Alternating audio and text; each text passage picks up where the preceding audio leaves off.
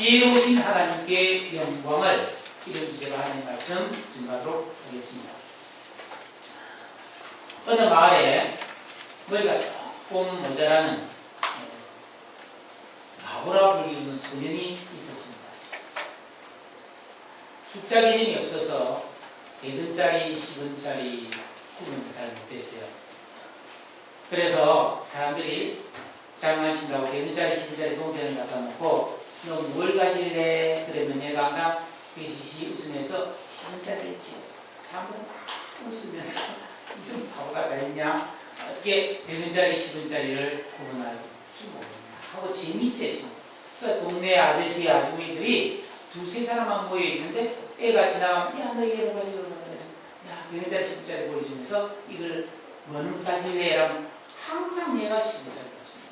그럼 깔깔거리고 재미있었습니다. 이 소년의 부모가 너무 속이 상했어. 물을 쥐어가면서 야, 너는 어떻게 100원짜리, 10원짜리도 구분하지 못하느냐? 어느 게 더 좋은 거냐? 하고 가르치려고 했어요. 그랬더니 이 소년이 아빠, 엄마, 모르는 게 더 좋아요. 내가 100원짜리를 찍으면 다시는 안 할 거 아닙니까?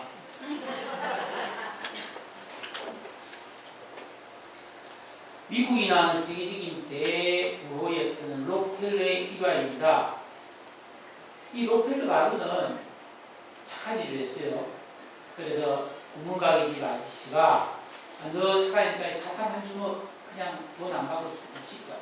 그래서 안 치고 가고 가만히 있어요. 왜 치고 가라니까 아저씨가 치고 있어요. 아니 네가 치고 가라 해도 아저씨가 치고 있어요. 아저씨가 치고 있어요. 그래 받아서 가면서 엄마가 왜 네가 안 치고 아저씨 보고 치고 가야 돼? 아저씨 손이 크잖아요. 사람 여러분, 우리가 살아가면서 때로는 양보하고 어리석게 보이는 것 같을 때가 오히려 더 큰 이익이 될 때가 많이 있습니다. 특히 이 세상을 살아갈 때 세상 지혜와 하나님의 지혜는 다릅니다. 여러분, 현대인은 다 피곤하잖아요. 왜 피곤한 줄 아십니까? 너무 보는 게 많고 듣는 게 많아요. 잘 때 늦게 먹고 보자고 말이죠. 옛날에는 저도 화장실 가서는 좀 생각을 했는데 요새는 화장실도 핸드폰을 보고 있으니까 생각하지. 그러니까 이 머리가 참 피곤합니다. 그러다 보니까 여러분 새벽기도를 안 해요, 사람들이. 여러분 새벽기도 안 하고 아침까지 푹 자면 건강에 더 유익할 것 같죠? 그러나 성경은 말하고 있지 않습니다. 육체의 한계를 이겨내고 새벽 분명히 일어나서 기도하는 것이 더 유익하다고 말하는 것이 하나님의 지혜입니다. 우리는 늘 부족한 삶을 살죠. 11조 안 내고 헌금 안 내고 봉사, 기부금 이런 거 아끼죠, 그죠? 그렇게 되면 부자 될 것 같아도 성경은 그렇지 않습니다. 오히려 기부하고 헌신하고 이웃을 도와주는 삶에 하나님이 넘치는 은혜를 부어주신다고 말씀합니다. 일주일 내내 쉬지 않고 공부하거나 열심히 일해서 돈 버는 게 더 효율적인 것 같아도 성경은 여세 동안은 힘써 일을 하지만은 하루는 안식하면서 하나님 앞에 예배드리는 삶이 훨씬 잘 되는 길이라고 가르쳐주고 있습니다. 여러분, 지혜라고 하는 것은 우리가 모르는 길이고 하나님이 만들어주시는 세계입니다. 여러분, 이 세상을 보십시오. 하나님의 지혜로 지어진 세상에 우리가 살고 있고 나 자신도 하나님이 지어주신 신비한 생명을 가지고 살고 있다는 것입니다. 저는 하나님이 주신 이 세상을 보면 너무나 신비합니다. 소가 풀을 뜯어먹으면서 어떻게 고기를 만들어내는지 이해가 됩니다. 닭이 어떻게 매일 암탉에 알을 낳는지, 그 여러분 닭이 어떻게 매일 알을 하나씩 낳는지 그럼 신기하지 않습니까? 닭이 뭘 먹어요? 그냥 콕콕 하면서 별로 먹는 게 없어요. 근데 여기서 계란이 나온단 말이죠. 어릴 때 우리 집에서 닭 잡아먹는 걸 봤어요? 그 뱃속에 계란 노른자가 크기별로 다음 내일 나오고 모레 나오고 나와 있어요. 그 노란 게인데 제가 어린 마음에 너무 신기했었습니다. 뿔거리 육각형의 집을 짓고요. 거미줄이 강풍에 끊어지지 않습니다. 한 번도 가보지 않은 수천 킬로를 철새들이 날아서 찾아갑니다. 연어가 자기가 태어났던 강으로 다시 돌아옵니다. 이 우주의 질서를 보십시오. 네, 계절이 바뀌고 아침이 되고 저녁이 되고. 여러분 지금 우리가 있는 지구가 이렇게 고요한데 시속 여러분 1670km로 자전하고 있습니다. 왕 돌아가고 있는데 우리 지금 아무렇지도 않잖아요. 또 태양의 주위를 공전하는데 시속 10만 8천 km 초음속 제트기가 날아가는 속도로 이 지구가 태양을 우윙 돌아가고 있어요. 그런데도 우리는 어지럽지도 않고 왜 돌아가느냐? 그래야 계절이 바뀌고 하루의 날짜가 아침이 되고 저녁이 되는 거거든요. 안 그러고 가만히 있으면 왜? 겨울은 항상 겨울이고 아침은 항상 아침이고 어떤 때는 항상 밤이고 그러니까 돌려주는 하나님이 그래도 우리는 어지럽지 않잖아요. 하나님의 지혜로 만든 세상이 이럴까요? 논리적으로 따질 수 없어요. 사람의 머리로 하는 계산으로 결코 알 수 없는 세계가 하나님의 지혜의 세계입니다. 이 세계와 우주 만물은 하나님의 지혜로 지어졌고 모든 역사는 하나님의 지혜로우신 뜻대로 결말이 날 줄로 믿으시기를 주의로 축복합니다. 걱정할 필요 없습니다. 좋은 결말이 될 수밖에 없어요. 하나님의 지혜입니다. 우리는 2015년 10월 11일에 이 로마서를 배우기 시작했고 오늘로서 마지막 시간이 되었습니다. 1년 7개월이 흘렀습니다. 오늘 이 본문은 사도 바울이 전지를 마무리하면서 고린도 교회, 이 로마서를 기록한 장소가 고린도 교회인데 바울은 그 고린도에 1년 6개월을 머물렀거든요. 거기서 이 로마서를 쓰는데 그 당시 고린도교에 같이 있는 고린도교회 성도들의 이름을 나열하면서 문안 인사를 하고 지금까지 자신이 전한 이 복음이 신비한 하나님의 계시로 된 것이기 때문에 이 복음을 순종하면 여러분은 모든 인생이 견고하고 잘 될 것이라고 말해주는 내용입니다. 그러면서 지혜로우신 하나님, 이런 복음을 주시고 이런 은혜를 주신 하나님의 지혜를 찬양하자고 장엄한 찬양을 하며 이 편지를 마무리하고 있습니다. 우리가 알다시피 사도 바울은 예수를 몰랐죠. 예수님 사도 핍박했습니다. 그런데 예수를 믿고 변화되어 선교사의 소명을 받고 세 차례에 걸쳐 지중해와 전 세계의 복음을 전하면서 수많은 사람을 만나고 사귐을 가졌습니다. 그런데 사도가, 이 바울 사도가 사귀었던 사람들은 사사로운 친분 관계를 맺은 것이 아니라 복음 안에서 믿음의 교제를 통해 교회를 세우고 이 생명의 복음을 한 사람이라도 더 많이 전하는데 협력하는 동력자로서 교제를 했습니다. 여러분, 지혜로우신 하나님은 사람이 세상을 살아가면서 무슨 일을 하든지 혼자보다 함께 하는 것이 더 잘 되도록 설계해 놓았습니다. 좀 답답하고 힘들더라도 여러분 협력하실 수 있기를 축복합니다. 아멘. 가정이 있고 직장이 있고 결혼도 하나님이 만드셨잖아요. 왜 만드셨습니까? 돕는 배필을 줘서 혼자 있는 것보다 더 좋아지게 하기 위해서 결혼을 만들었어요. 하나님이. 이 옳은 가정이라는데 근데 요즘 어때요? 이혼도 많고 뭐 졸혼이다. 아이 결혼을 안 하기도 하고 그래서 비혼 나는 혼인하지 않겠다고 선언하고 혼자 가서 드레스 입고 사진 찍는 일이 지금 강남 같은 데 있는 서초구에 매출의 30%가 혼자 가서 나 앞으로 결혼 안 하겠습니다. 그러면서 이 결혼 안 한다는 직접장을 보내는 거예요. 그래가지고 내가 지금까지 뭡니까? 부조 낸 거, 나 이제 결혼 안 할 거니까 나 혼자 살기로 결심했으니까 와서 부조 내라. 이 세상이 이렇게 되어 있으면 근데 이거 다 사람이지. 하나님 죄가 아니죠. 예.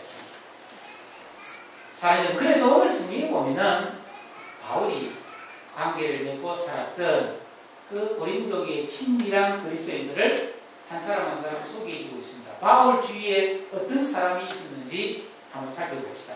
첫째, 나의 동력자 디모데. 여러분, 이 디모데라는 사람은 바울과 나이 차가 아버지와 아들을 대들 만큼 컸습니다. 그래서 바울은 디모데에게 개인적으로 만날 때는, 이야기할 때는 믿음 안에서 참 아들 된 나의 디모데라고 그랬습니다. 아들 디모데라고 불렀습니다. 그러나 공적으로 말할 때는 나의 동력자 디모데라고 부르고 있습니다. 즉 바울은 아들뻘 되는 디모데하고도 함께 힘을 합쳐서 주님의 일을 한 동료였다는 것이죠. 이처럼 그리스도인은 진리 안에서 남녀노소의 구별이 없이 함께 일할 수 있는 관계를 맺어야 합니다. 그리고 동력을 하려면 피차가 힘실해야 되면 두말할 필요가 없습니다. 요즘 우리 교회 일부 예배, 7시 40분 예배가 끝나면 8시 40분인데 그럼 청소년부가 예배를 드려요. 제가 지난주에 보니까 청소년부 예배가 딱 끝나고 나면 이 청소년들이 저기 우리 조희정 집사님 하진선 앉아있는 그 자리에 몇 명이 앉아서 동계산합니다. 헌금내도 자기들 계산해요. 누가 얼마, 누가 막 적고 보기 좋습니다. 이 동력하는 것이죠. 스님이 하라는 건 꼭 없지 않습니까? 오후 예배 시간에 종종 어린아이들이 와서 성가드렸어요. 청소년부가 찬양을 인도합니다. 저는 기회가 되면 우리 여기 연세 드신 65세, 70세 이상 된 부자들과 유치원이들이 함께 성가에서 찬양하는 것을 보고 싶습니다. 어제 대청소를 했거든요. 우리 군사님들, 시사님들이 수고하셨지만은 우리 예지와 애승이가 어린애들도 와서 밀대로 청소를 합니다. 토요일날 청소하는 날 되면요, 어떤 집은 온 가족이 다 옵니다. 그래서 유치원 다니네, 겨우 걸음만 하는 애들도 걸레 하나 잡고 왔다 갔다 합니다. 왜냐면 엄마 아빠가 하니까. 여러분, 얼마나 보기 좋은 장면입니다. 함께 하는 겁니다. 그러면서 자라서 잘하게 되는 것이죠. 여러분, 집에서 아이들에게 매일씩 다 해주지 마세요. 같이 하는 게 하나님의 지혜임을 믿으시기를 바랍니다. 네. 여러분들도 봉사하세요. 두 번째로, 나의 친척 무기요 라고 되어 있습니다. 이 여러분, 친척은 나의 모든 내력과 집안에 대해서 사정을 다 알고 있는 사람이잖아요. 그리고 친척은 나와 이미 위아래 관계가 결정되어 있는 관계이기 때문에 공식적으로 함께 일하기가 쉽지가 않습니다. 삼촌하고 같이 일하려면 좀 그렇잖아요. 이모와 같이 같이 교사를 하면 왠지 좀 눈치 보이잖아요. 그럼에도 바울은 11절에 헤로디온, 21절에 누디오 같은 친척들과 그리스도 안에서 깊은 신앙의 동력을 할 수 있다는 것은 이들이 뭐예요? 그런 것을 뛰어넘을 정도로 신실하고 성숙한 신앙인이었음을 보여주고 있습니다. 6월 11일은 해피데이 초청주일인데 이왕이면 여러분의 가족, 친척, 형제를 전도해서 신앙의 동력자로 삼을 수 있기를 축복합니다. 교회 안에서 형제와 친척이 그 핏줄의 어떤 촌수를 뛰어넘어서 신실한 신앙이 되어서 자주 만나고 서로 깊은 은혜와 사랑을 나누며 산다면 더 복되고 아름다운 가정이 되기로 믿습니다. 야손과 소시바드가 너희에게 무난하느니라 그랬어요. 이 야손은 데살로니가에서 바울이 전도할 때 데모가 났어요. 바울 대신 잡혀가서 고난을 받은 야손입니다. 소시바드는 바울이 고린도를 떠나 에베소로 가려갈 때 동행했던 사도행전 20장 4절의 소바드라는 사람과 동일 인물로 봅니다. 이들은 지금 바울이 3차 전도 여행을 하고 있는데 따라다니면서 동행한 충성된 동력자들이었습니다. 이들은 바울의 사업의 파트너가 아니었습니다. 한 사람 한 사람이 다 하나님의 복음을 듣고 주님의 일에 헌신한 헌신자들이었습니다. 여러분, 우리가 이 세상을 살아가면서 직장 동료로도 만날 수 있고 학교 친구로도 만날 수 있고 이렇게 동창도 만날 수 있고 하지만은 순수하게 어떤 봉사에 참여하고 하나님의 일에 참여했을 때 같은 동료를 만났을 때는 더 깊고 아름다운 관계를 맺을 수 있습니다. 여러분, 우리가 살아가면서 많은 친구를 만났지만 어릴 적 어릴 때 이해관계 없이 잘 사냐 못 사냐 그런 거 상관없이 그저 만남이 좋아서 사귀었던 친구가 좋은 친구 아닙니까? 우리가 그리스도 안에서 건신되고 주의 일을 같이 하면서 신실한 사이에서 만났을 때 여러분 그 사귀는 그 감격과 좋은 기쁨이 넘쳐나기로 믿습니다. 22절에 이 편지를 기록하는 나 드디어도 주 안에서 너희에게 문안하노라고 그랬습니다. 여러분 고린도서 12장에 보면 바울은 평생 만성 질병을 앓았던 사실을 가르쳐주고 있습니다. 그 병이 무슨 병이냐? 여러 가지 설이 있습니다. 왜냐하면 성경이 정확하게 나와 있지 않기 때문에 어떤 사람은 만성두통, 어떤 사람은 위장병, 어떤 사람은 간질이라고 말하는 사람도 있습니다. 그런데 성경의 여러 정황을 보면 가장 설득력있는 것은 간질이었다고 봅니다. 눈이 안 보이고 좀 힘들었던 것 같아요. 그래서 이제 로마서나 갈라디아서나 데살로니가서라는 성경을 쓸 때 바울은 친필로 쓰지 않고 대필해주는 사람이 있다고 말하고 있습니다. 그래서 오늘도 이 로마서는 드디오라는 사람이 바울이 불러주는 대로 받아서 대필자라고 말하고 있죠. 여러분, 이 드디오라는 사람의 입장에서 보면 바울이 성경을 기록할 때 그 옆에서 한마디 한마디를 놓치지 않고 기록해야 했습니다. 바울이 갑자기 틀렸다고 다시 쓰러할 수도 있는 것이고 바꾸자고 말할 수도 있을 것이고 빨리 말할 때도 있었을 것이고 늦게 말할 때도 있었을 것입니다. 이 사람이 장기 딴생하다가 못 알아들었으니까 다시 말해달라고 한 적도 있었을 것입니다. 그런데 그렇게 받아 쓴 한 글자 한 글자가 로마서 성경이 되었습니다. 지금 천국에 있는 드디오가 얼마나 감격하겠습니까? 지금으로부터 2000년 전에 자기가 한자 한자 받아 적었던 그 편지가 로마서가 되어서 2000년 후에 아시아에 있는 대한민국 땅, 이 경기도 시흥시 울곳에 있는 서해왕성교에서 이렇게 사람들이 로마서를 배우고 있다는 사실을 보며 이 말씀을 듣고 은혜를 받고 이 말씀을 듣고 변화된 심령을 볼 때 드디오가 얼마나 감격했습니다. 바울은 드디오가 대필해준 그 수고를 가치 있게 여기기 때문에 편지 말미에 당신도 당신 이름으로 인사 좀 쓰라고 배려해 준 것이죠. 그 수고와 가치를 알아준 것이죠. 여러분 주 안에서 하찮은 일은 없는 거예요. 23절에 나와 온교회를 돌봐주는 가이오도 너희에게 문안하고 그랬습니다. 여러분 바울은 이렇게 순회 전도를 해가면서 고린도에 와서는 가이오라는 사람의 집에서 숙식하고 있었다고 보여집니다. 옛날 성경의 번역에 보면 나와 온 교회의 식주인 가이오라고 되어 있습니다. 아마도 가이오의 집에서 사람들이 모여 예배를 드렸을 것이고 가이오는 그때마다 성도들의 식사를 정성껏 대접했던 것으로 보여집니다.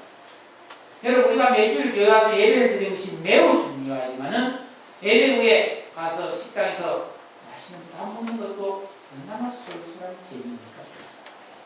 제가 여기 가보면은 줄 서서 밥을 받아서 맛있게 애들 입에도 넣어주고 먹고 김을 싹 싸서 간장을 발라 먹고 카레도 먹고 그렇게 보기 좋아요. 설교하는 일도 교사로 성가대로 섬기는 일도 중요하지만은 여러분 식사 준비와 설거지를 하시는 그런 수고하는 분들도 교회를 위해 큰 몫을 감당하는 동역자임을 믿으시기를 축복합니다. 우리 이들을 알아주고 감사하며 위로해야 합니다. 그리고 적어도 식사를 하시는 분은 1년에 한 번쯤은 부엌에 들어가시면 좋겠습니다. 짐을 나누고 오늘은 쉬세요. 제가 한번 하겠습니다. 그럼 얼마나 좋겠어요? 또 이 성경 보니까 이성의 재무관 에라스도와 형제의 구하고도 너희에게 문안한다 그랬어요. 여러분 그 당시 고린도 성은 굉장히 큰 대도시였습니다. 그런데 그 도시의 재무를 담당하는, 요즘 재정중개부 그런 소속이겠죠? 재무를 담당하는 에라스도가 고린도 교회 신자였다는 점을 보아 이 고린도 교회는 유력한 인사들도 상당수가 있었음을 알 수가 있습니다. 여러분, 복음은 모든 사람에게 필요한 것입니다. 그 사람이 아무리 지위가 높고 소유가 많아도 복음이 필요합니다. 왜냐하면 이 세상에 부귀와 영화라는 것은 아무에게 지나갑니다. 내가 이 세상에서 어떤 신분에 있든지 간에 신실한 믿음을 가지고 겸손히 하나님 앞에 살아갈 때 영원히 존귀한 인생이 되는 것을 믿으시기를 축복합니다. 이거 복음 전할 때 차별하지 마세요. 이 부자는 안 믿게 차별하면 안 됩니다. 부자도 가난한 자도 높은 사람도 나이 많은 사람도 어린 사람도 다 복음을 전해야 될 줄로 믿습니다. 사랑하는 성도 여러분, 우리가 이 세상에 내가 어떤 모습으로 태어났든지 무슨 일을 하면서 살든지 내가 지금 어떤 환경에 있든지 예수를 믿고 사랑하며 살아야 합니다.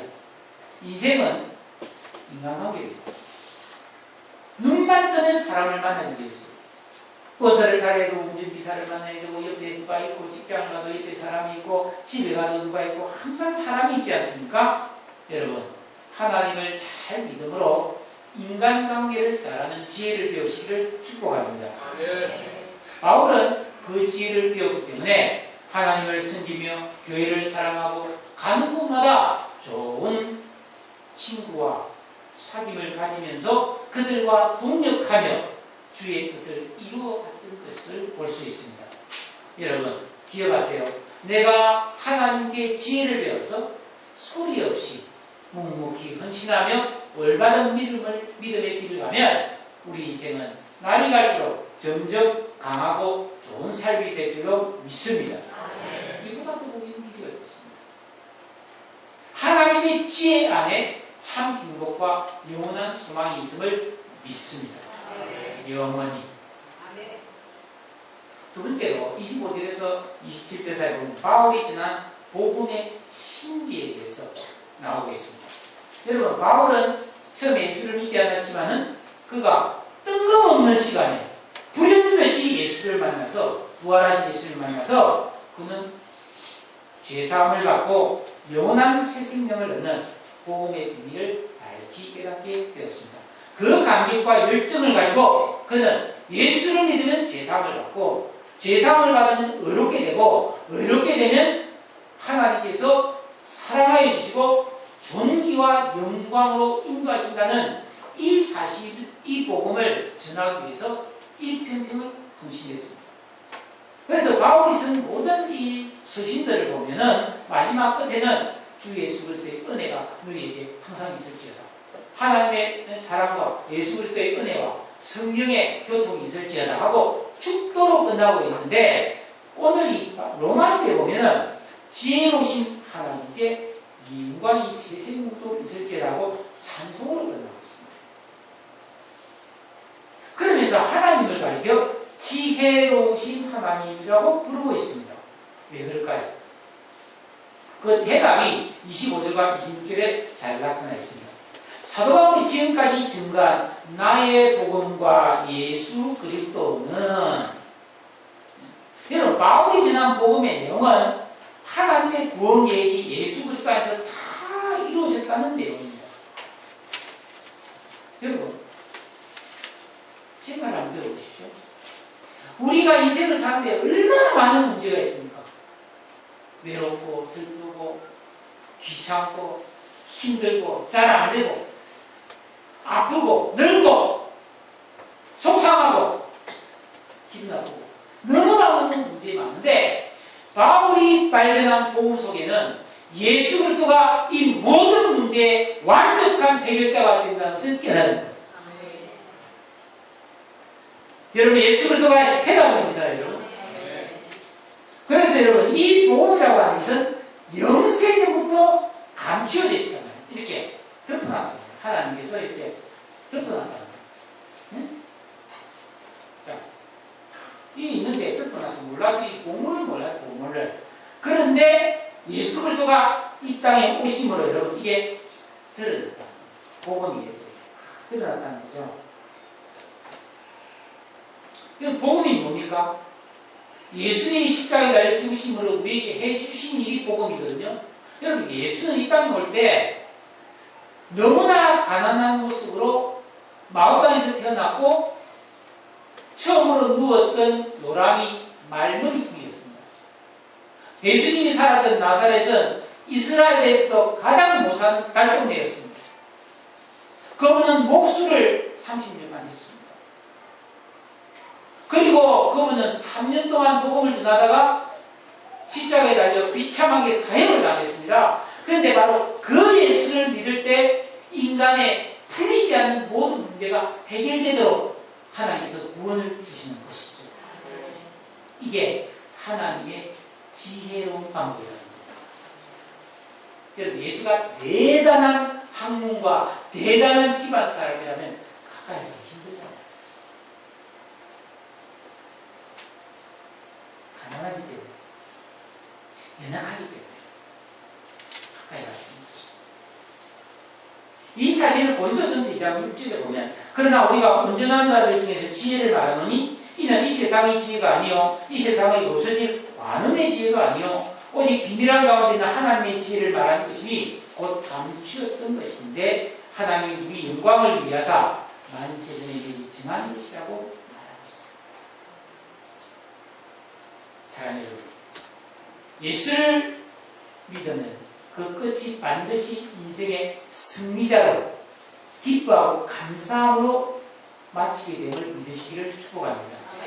그러니까 예수를 믿는 사람이라고 하는 것은 바로 이 지혜를 깨닫고 내 안에 신비한 비밀이 들어있음을 알고 사는 사람이라는 거예요.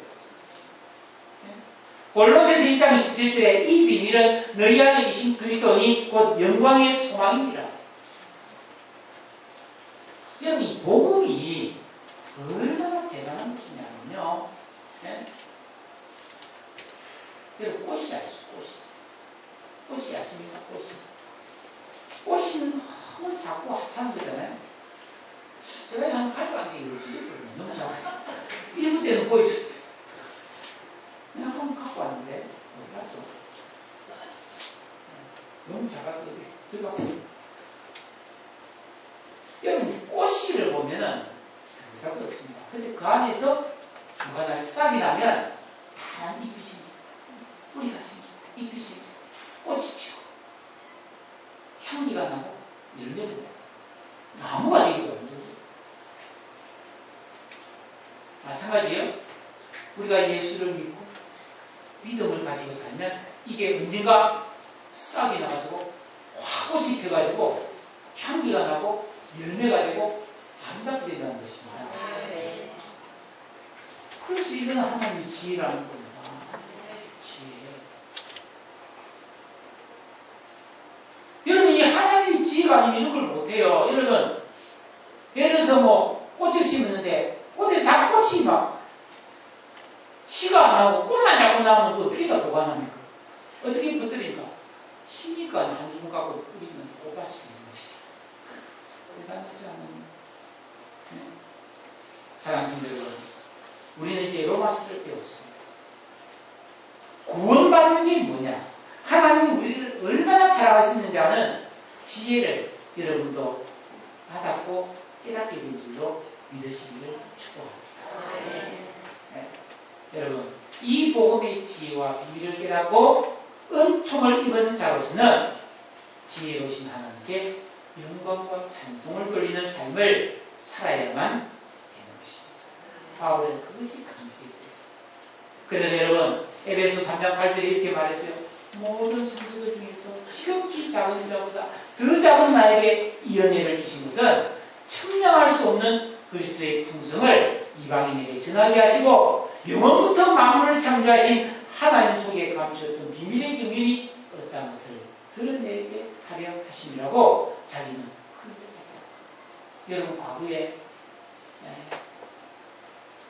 김연아 선수가 배구에서 공중돌기 쫙 돌면서 금메달을 땄을 때 얼마나 감기겠습니까? 요즘 우리나라에서 축구 시합 하고 있잖아요. 막 한 선수가 말이죠. 막 40m를 막 몰고 가면서 사람을 쫙 씻기면서 슛을 때리면 골이 들어가면 사람들이 와! 그러잖아요. 대단한 사람들이죠.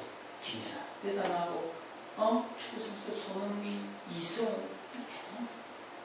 지금 대통령 계신 분들 대단하잖아요. 근데 그래서 뭐예요? 지나갔잖아요. 그런데 예수님이 하신 일은 어때요? 가장 위대한 영원한 일을 해주셨어요. 네, 참으로 가치 있는 일을 해주셨어요. 사람을 살리는 일을 해주셨어요. 하나님을 기쁘시게 하는 영원히 복이 되는 일을 해주셨다는 겁니다. 바울은 이 사실을 전하러 다녔고 이 사실을 로마서에 명백하게 기록을 했습니다. 왜 기록했느냐? 그 이유가 두 가지인데 첫째는 26절에 모든 민족들이 이걸 읽고 믿어서 순종하게 하려고 기록했어요. 여러분 1장 5절에도 보면 모든 이방인 중에 믿어 순종하게 한다고 되어 있었거든요. 여러분 예수를 믿는다는 것은 하나님의 말씀을 보고 듣고 읽고 순종하는 것입니다. 순종을 통해서 내가 하나님 말씀에 순종했더니 정말로 하나님의 지혜대로 일이 잘 되네. 내가 내 마음대로 살아온 것보다 순종하며 살았더니 더 잘 되는구나. 이게 드러나게 된다고 말하고 있는 것이죠. 사랑하는 여러분, 예수 믿으신다면 하나님 말씀에 순종하시기를 축복합니다. 순종을 안 하게 되면 어떻게 되느냐? 자꾸 감정과 욕심이 나옵니다. 그러니까 내가 살아가면서 내 개인의 감정이 많이 나오고 있으면 내가 말씀에 순종하지 못하는 삶을 사는구나. 욕심이 자꾸 나오고 있으면 내가 제대로 못 믿고 있구나라고 생각이 됩니다.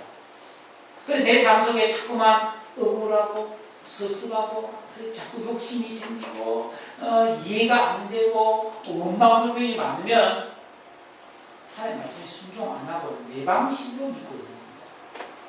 이게 사라져요. 성숙한 신앙이 이루기 위해서는 끊임없이 자기를 부인하며 하나님 말씀대로 살려는 겸손이 있어요. 그럴 때 평강이 오고 그럴 때 하나님의 은혜가 부어지는 것을 믿으시기를 축복합니다. 자기 힘으로 안 되겠죠? 의지하고 기도해야 됩니다. 두 번째는 그렇게 살면 내 인생이 견고하게 된다. 하나님은 우리 인생을 능히 견고하게 만들어준다고 되어 있습니다. 흔들거리지 않는다는 겁니다. 여러분 마태복음 7장에 반석교의 지식과 같이 태풍이 불어와도 홍수가 나도 안 무너진다는 것입니다. 하나님 말씀에 순종하는 인생은 흔들리거나 넘어지지 않고 하나님이 분명히 든든히 세워주실 줄로 믿으시기를 축복합니다. 여러분 삶이 이렇게 되기를 간절히 소원합니다. 사도 바울은 이 복음을 기록한 것입니다. 여러분 우리도 이 복음을 들었고 이 복음을 전해야 될 줄로 믿습니다. 그래서 하나님의 지혜를 알고 살아야 됩니다. 잔머리로 살면 안 됩니다. 인간의 지혜를 절대 믿지 마십시오. 자, 여러분께 질문 하나 하겠습니다. 고난이 축복이다. 이런 말 들어보셨습니까? 아니, 들어보셨나요? 그 말 믿어집니까? 고난이 축복이라니. 고난은 얼마나 힘든 거예요. 근데 고난은 축복이라고 말하고 있거든요. 왜 축복인가요? 하나님의 지혜가 들어있거든요.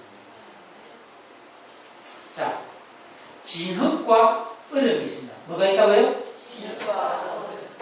거기에 햇빛이 내리시면 어떻게 되세요? 진흙은 딱딱하게 굳어지지만 얼음은 녹아내죠.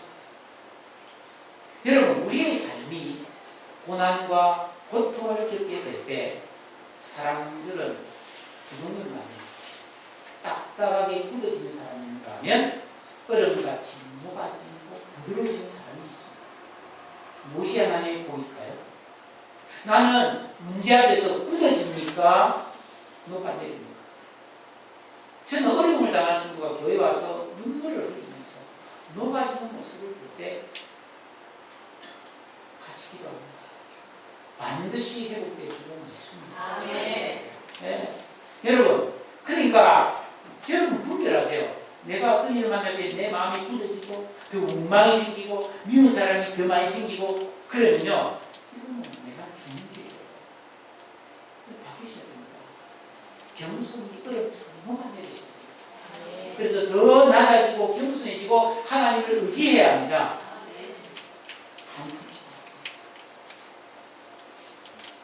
오래 가정이 다른데 여러분의 남편에게 원망하십니다. 여러분의 아내를 원망하십니다.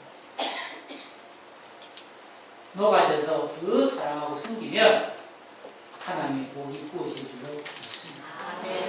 여러분, 광야, 아주 광야. 광야는 사막이잖아요. 고통을 상징합니다. 근데 그 광야를 히브리어로 따라합시다. 미드바르.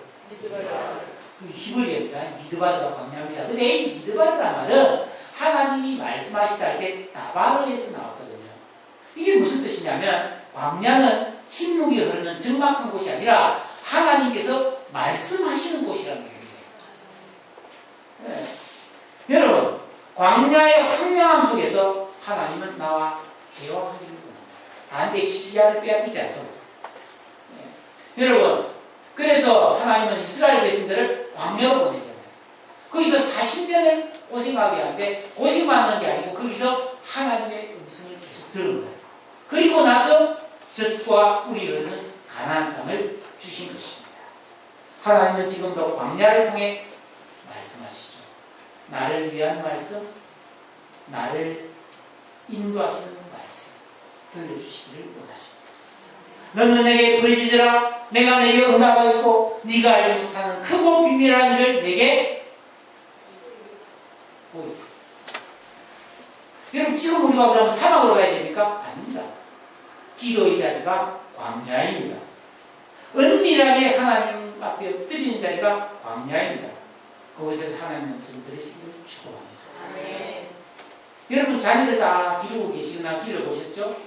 자녀를 기르는 방법은 여러 가지더라고 보니까 엄격하게 기르는 방법도 있고 좀 자유롭게 이렇게 편안하게 해주면서 기르는 방법이 있고 아예 방치하는 방법이 알아서 해봐. 방치하는 방법이 있습니다. 학교 공부를 중시해서 막 학원을 계속 보내는 방법도 있고 공부보다는 성품을 중시해서 예절 교육, 인격 교육을 하는 것도 있을 것이고 아니면 그냥 견문을 넓혀라 그래서 그냥 유행가이다 그럴 수도 있습니다. 다 잘못됩니다. 에베소 입장에 보면은 하나님 우리를 어떻게 하는 겁니까?